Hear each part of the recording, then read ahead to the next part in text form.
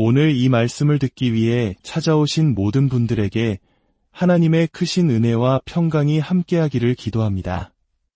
잠시 시간을 내어 이 채널을 구독하고 알림 설정을 하신다면 하나님의 말씀을 나누는 이 귀한 사역에 동참하시는 것이며 더 많은 이들에게 은혜의 메시지가 전달되는 통로가 될 것입니다. 여러분의 작은 행동이 누군가에게는 큰 위로와 희망이 될 수 있음을 기억해 주십시오.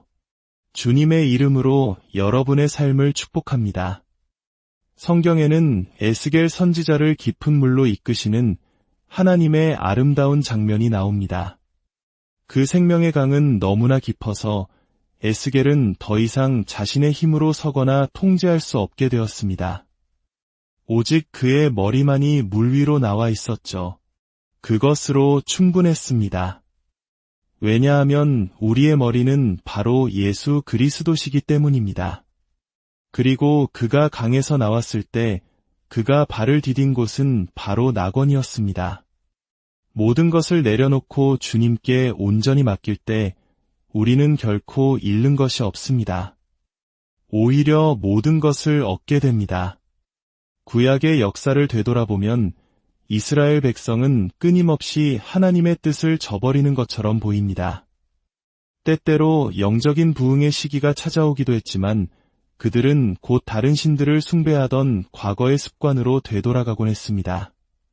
그럴 때마다 하나님께서는 그들을 고통과 역경, 속박의 자리로 이끄셨습니다.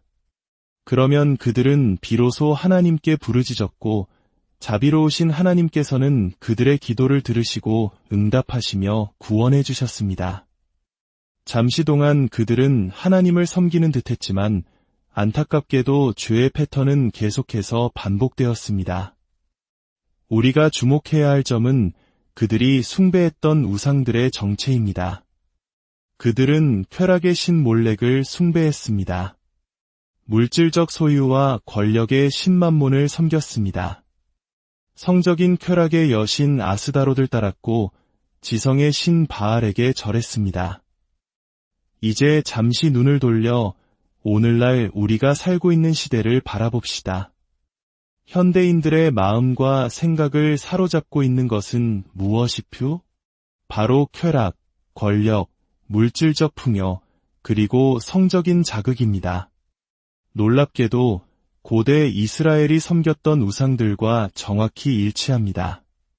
결국 우리 역시 그들처럼 영적인 간음을 저지르고 있는 것입니다. 우리는 하나님께서 우리 삶을 위해 예비하신 최선의 길에서 끊임없이 벗어나고 있습니다. 그리고 그 헛된 우상들이 우리를 지배하도록 내버려 둠으로써 스스로 속박의 길로 되돌아가고 있습니다. 하나님께서는 이스라엘이 구별된 백성이 되기를 원하셨습니다. 주변 민족들과 통혼하지 말라고 명하신 이유도 바로 그들을 통해 우상 숭배가 들어올 것을 아셨기 때문입니다. 그토록 지혜로웠던 솔로몬 왕조차 이 명령을 어기고 수많은 이방 여인을 아내로 맞이했습니다.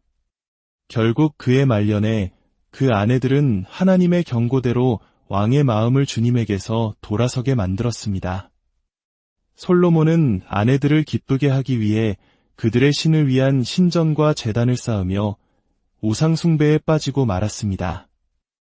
이처럼 이방 민족과의 결혼은 그들을 둘러싼 다른 신들을 숭배하게 만드는 심각한 문제의 시작점이었습니다.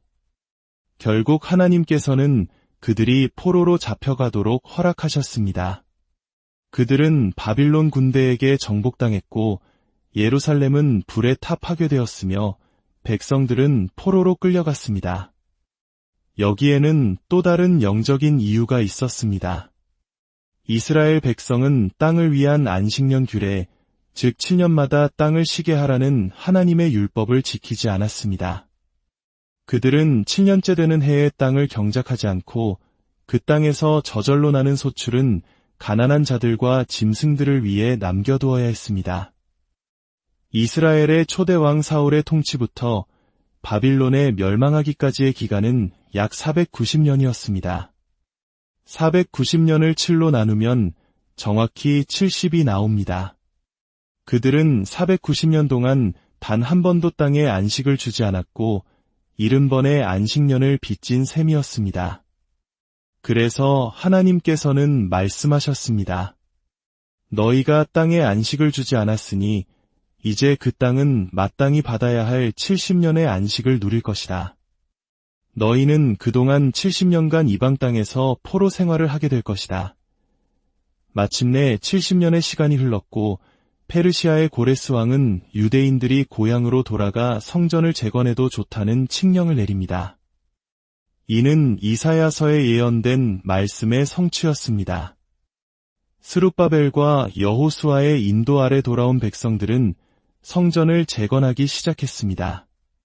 하지만 그로부터 약 80년의 세월이 흐른 뒤 학사 에스라가 예루살렘으로 돌아왔을 때 그는 충격적인 소식을 듣게 됩니다.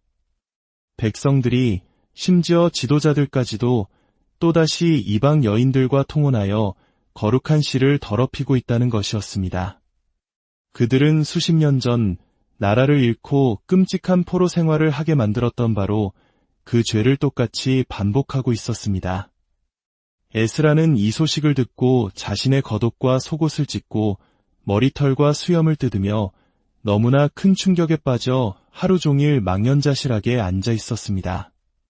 어떻게 백성들이 그토록 큰 고통의 원인이었던 죄악으로 다시 돌아갈 수 있는지 그는 도저히 이해할 수 없었습니다. 그로부터 12년 후 또 다른 지도자 느헤미야가 등장합니다. 그는 예루살렘의 성벽이 무너진 채 방치되어 있고 백성들이 큰 환난과 능욕을 당하고 있다는 소식을 듣고 금식하며 기도하기 시작했습니다.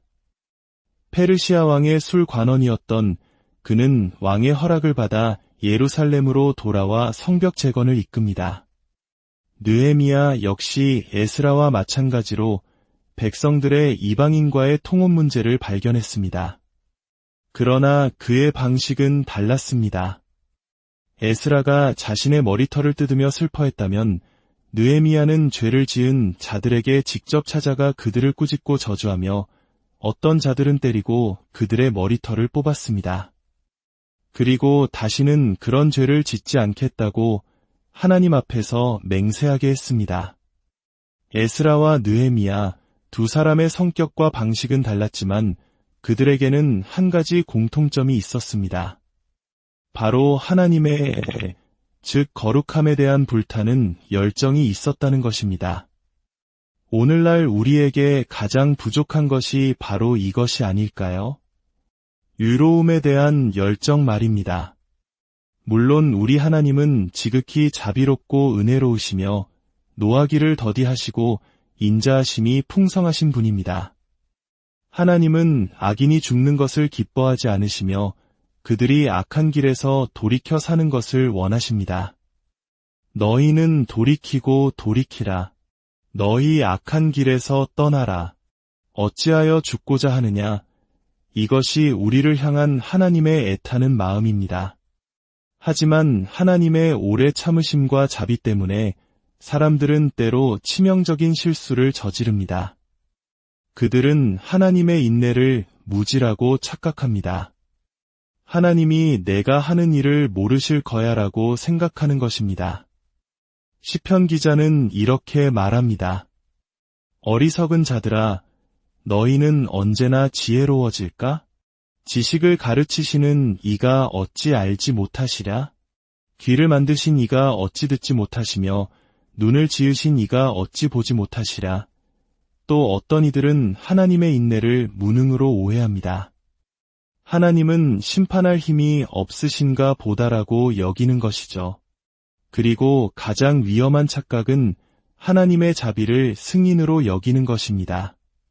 하나님께서 즉각적으로 벌하지 않으시는 것을 보니 내가 하는 일을 인정하시는 모양이야 라고 생각하는 것입니다. 심지어 어떤 목회자들은 자신의 삶에 문제가 있음에도 불구하고 사역에 열매가 맺히는 것을 보며 하나님의 승인이라고 착각하기도 합니다. 그러나 하나님은 그분의 말씀을 존중하시기에 말씀의 능력이 나타나는 것일 뿐 그들의 죄를 인정하시는 것이 아닙니다. 그들은 마지막 날에 주님 앞에서 주여, 주여, 우리가 주의 이름으로 선지자 노릇을 하며 귀신을 쫓아내며 많은 권능을 행하지 아니하였나이까? 라고 말하겠지만 내가 너희를 도무지 알지 못하니 불법을 행하는 자들아 내게서 떠나가라는 무서운 말을 듣게 될 것입니다. 사도 바울은 로마서에서 이렇게 경고합니다. 하나님의 선하심이 너를 인도하여 회개하게 하심을 알지 못하여 그의 선하심과 용납하심과 길이 참으심의 풍성함을 멸시하느냐? 다만 내 고집과 회개하지 아니한 마음을 따라 진노의 날 곧 하나님의 의로우신 심판이 나타나는 그날에 임할 진노를 내게 쌓는도다. 하나님은 우리 시대에도 에스라와 느헤미야와 같은 사람들을 찾고 계십니다. 하나님의 일에 열정적이고 이 땅의 의로움을 위해 뜨거운 마음을 품은 남성과 여성들을 찾고 계십니다. 우리는 관용이 미덕인 시대에 살고 있습니다. 모든 것을 용납하고 그냥 내버려 둬라고 말하는 것이 지혜로운 태도처럼 여겨집니다. 하지만 흥미롭게도 우리 사회에서 가장 불관용적인 사람들은 자신들의 방식을 향해 관용을 베풀라고 가장 크게 외치는 사람들입니다. 만약 당신이 그들의 생활 방식이 죄라고 감히 말한다면 그들은 당신을 근본주의자, 편협한 사람, 혐오를 조장하는 사람으로 매도할 것입니다. 우리는 미디어를 통해 서서히 세뇌당해 왔습니다. 세뇌의 기술은 충격적인 것을 계속해서 반복하여 더 이상 충격적이지 않게 만드는 것입니다. 처음에는 역겨운 말이나 장면에 충격을 받고 불쾌감을 느끼지만 그것이 반복되면 우리는 무감각해집니다. 더 이상 충격을 받지 않게 되었을 때 우리는 이미 세뇌된 것입니다. 한때는 영화에서 나오는 신성모독적인 대사 한마디에 불쾌해서 자리를 박차고 나왔을지 모릅니다. 하지만 지금은 온갖 저속한 언어와 자극적인 장면으로 가득한 영화를 처음부터 끝까지 보고도 아무렇지 않습니다. 그것이 무엇을 의미할까요? 우리가 세뇌되었다는 뜻입니다. 받아들일 수 없는 것을 받아들이게 된 것입니다. 미디어는 우리가 악에 대해 분노하고 의에 대해 열정을 갖지 못하도록 우리의 영혼을 마비시켰습니다. 그런데 세상 사람들은 다른 것에는 얼마나 열정적인지 모릅니다. 월드컵 경기나 중요한 야구 경기가 열릴 때 사람들은 얼굴에 페인트 칠을 하고 목이 터져라 소리치며 열광합니다. 미디어는 그들을 열정적인 팬이라며 칭찬합니다. 하지만 만약 우리가 예수 그리스도 안에서 얻은 영원한 승리에 대해 그와 같은 열정을 보인다면 세상은 우리를 열정적인 성도가 아니라 광신도 집단이라고 비난할 것입니다. 왜 세상은 곧 사라질 일시적인 승리에는 그토록 열광하면서 영원한 가치에는 냉담한 것일까요? 우리는 행복과 기쁨의 차이를 알아야 합니다. 행복은 외부의 좋은 상황에 따라오는 감정이지만 기쁨은 상황과 관계없이 우리 영혼 깊은 곳에서 솟아나는 것입니다. 주님은 우리에게 행복을 약속하시기보다 기쁨을 약속하셨습니다. 에스라는 나라의 죄를 끌어안고 절박하게 기도했습니다. 오늘날 우리가 처한 시대 역시 절박한 시대입니다. 그러나 교회는, 성도들은 과연 절박하게 기도하고 있습니까? 우리나라는 역사적으로 중대한 기로에 서 있지만 우리는 함께 모여 눈물로 기도하지 않습니다. 하나님의 영이 우리의 마음을 흔들어 깨우셔야 합니다. 에스라는 백성들이 사는 방식이 반드시 하나님의 심판을 다시 불러올 것임을 알았습니다. 오늘날 우리 사회가 하나님께 등을 돌리고 살아가는 모습을 볼 때 이 땅에 하나님의 심판이 임할 수밖에 없음을 저는 확신합니다. 이 나라의 유일한 희망은 하나님께서 보내시는 영적 부흥, 온 나라가 하나님께로 돌아오는 것뿐입니다.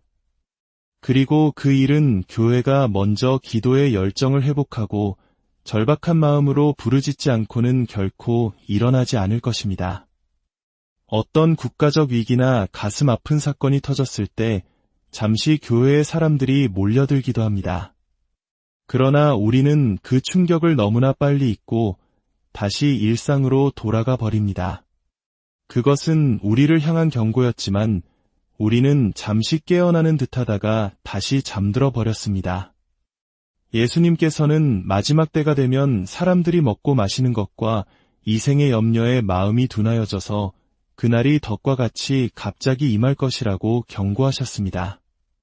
씨 뿌리는 자의 비유에서 가시떨기에 떨어진 씨는 세상의 염려와 재물의 유혹에 막혀 결실하지 못하는 사람들을 가리킵니다. 오늘 밤 스스로에게 정직하게 물어보시기 바랍니다. 혹시 나의 모습이 이와 같지 않습니까?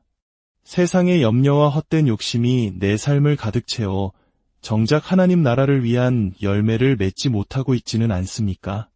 당신은 스스로를 어떤 그리스도인이라고 생각하십니까? 뜨겁고 열정적인 신앙인입니까? 아니면 그저 그런 미지근한 신앙인입니까? 혹은 솔직하게 당신의 마음이 차갑게 식어버렸다고 고백해야 할지도 모릅니다. 예수님께서는 미지근한 신앙을 향해 내 입에서 너를 토하여 버리리라고 말씀하셨습니다. 그것은 결코 용납될 수 없는 상태입니다. 하나님의 영께서 우리를 도우셔서 하나님의 일에 다시 한번 열정을 품게 되기를 기도합니다. 우리의 미래가 불확실하고 세상이 혼란스러운 바로 이때 우리는 하나님 앞에서 절박해져야 합니다. 하나님과의 관계에 열정적이어야 합니다. 하나님께서는 우리를 위해 자신의 전부인 아들까지 내어주셨습니다.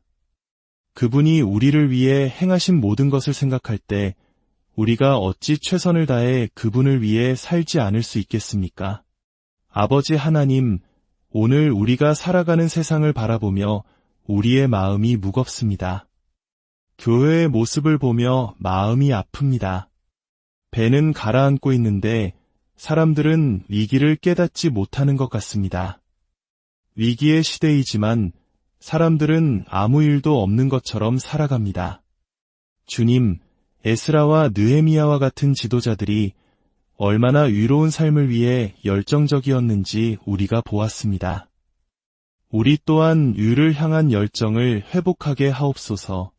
악에 대해서는 단호하게 맞서고 주님을 섬기는 일에는 뜨거운 열정을 갖게 하옵소서. 우리의 삶을 온전히 주님께 드려 열정과 열심으로 주님을 섬기게 하옵소서. 예수 그리스도의 이름으로 기도합니다.